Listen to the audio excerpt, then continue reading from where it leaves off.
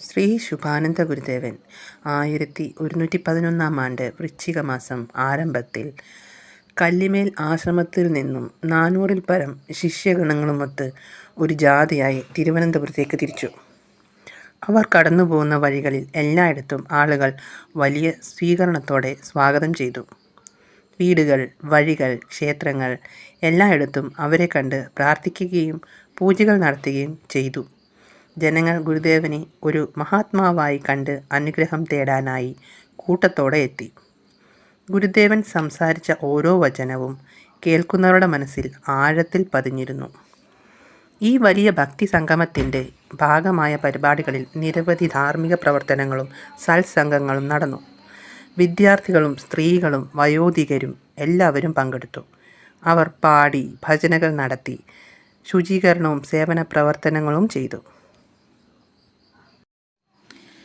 കരുനാഗപ്പള്ളി, കൊല്ലം, പരവൂർ, വർക്കല, മുരുക്കുംപുഴ, തിരുവനന്തപുരം, പേട്ട എന്നീ സ്ഥലങ്ങളിൽ വർക്കല ശിവഗിരിമഠം ധർമ്മസംഘത്തിലെ അംഗങ്ങളും കടന്നു പോകുന്ന ഗ്രാമങ്ങളിലുള്ള ആളുകളും ചേർന്ന് ഭക്ഷണം, വെള്ളം, പൂക്കൾ എന്നിവ വിളമ്പി അവരെ സ്വീകരിച്ചു.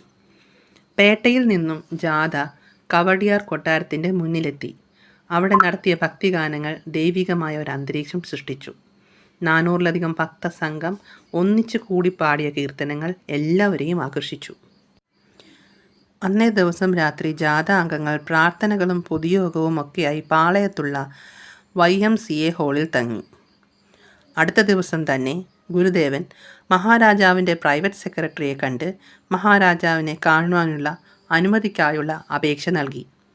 ആ കാലത്ത് രാജാവിനെ അഭിമുഖീകരിക്കുവാനുള്ള അവകാശം പ്രഭുക്കന്മാർക്കും ഉന്നത സ്ഥാനീയരായ പ്രമുഖർക്കും മാത്രമേ ലഭ്യമായിരുന്നുള്ളൂ. അപേക്ഷ മാത്രം കൊണ്ട് അനുമതി നൽകുക പതിവല്ലായിരുന്നു. സർക്കാരും മാവേലിക്കര കൊട്ടാരവും പരിശോധിച്ച് യോഗ്യനായ മഹാത്മാവാണെന്ന് ഉറപ്പായപ്പോൾ മാത്രമാണ് അനുമതി നൽകിയത്.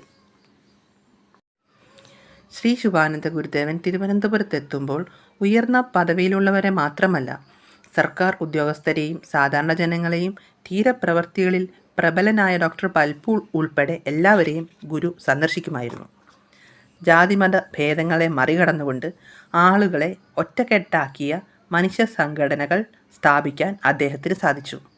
അതും മറ്റാർക്കും ചെയ്യാനാവാത്ത വിധത്തിൽ കഠിന യാതനകൾ അനുഭവിച്ചും സമർപ്പിത പ്രവർത്തനങ്ങൾ നടത്തിക്കൊണ്ടിരിക്കുന്ന ശുഭാനന്ദ ഗുരുവിനെ ഡോക്ടർ പൽപു ത്യാഗശീല മൂല്യത്തോട് ബഹുമാനിക്കുകയും സ്നേഹിക്കുകയും ചെയ്തിരുന്നു. ഡോക്ടർ പൽപുവിനെ മുഖം കാണിക്കാനുള്ള അവസരം ലഭിച്ചപ്പോൾ എല്ലാ കാര്യങ്ങളും വിശദമായി അറിയിച്ചു.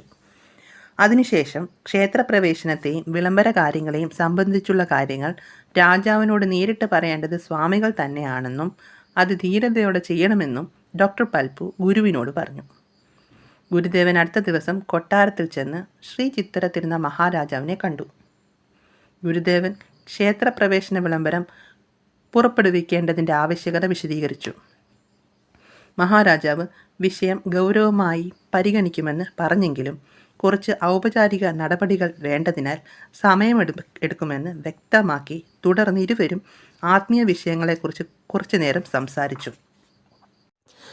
മഹാരാജാവിൻ്റെ കൽപ്പന പ്രകാരം കൊട്ടാരത്തിൽ ശിഷ്യന്മാരുമൊത്ത് ഒരു ഭജന നടത്തിയതിനു ശേഷം ഗുരുദേവൻ ആശ്രമത്തിലേക്ക് മടങ്ങി. അടുത്ത ഞായറാഴ്ചയിലെ പ്രാർത്ഥനാ യോഗത്തിൽ ആ അനുഭവങ്ങൾ എല്ലാവരോടും പങ്കുവച്ചു. താമസം വിന ഗുരുദേവൻ ഇച്ഛിച്ചതുപോലെ എല്ലാം സംഭവിച്ചു. 1936 നവംബർ 12-ന് ശ്രീ ചിത്തിര തിരുനാൾ മഹാരാജാവ് ആ ചരിത്ര പ്രഖ്യാപനം പുറപ്പെടുവിച്ചു. എല്ലാ ഹിന്ദുക്കൾക്കും ക്ഷേത്രങ്ങളിൽ പ്രവേശിക്കാനും ആരാധിക്കാനും അവകാശം നൽകുന്ന സാമൂഹിക വിപ്ലവ പ്രഖ്യാപനം.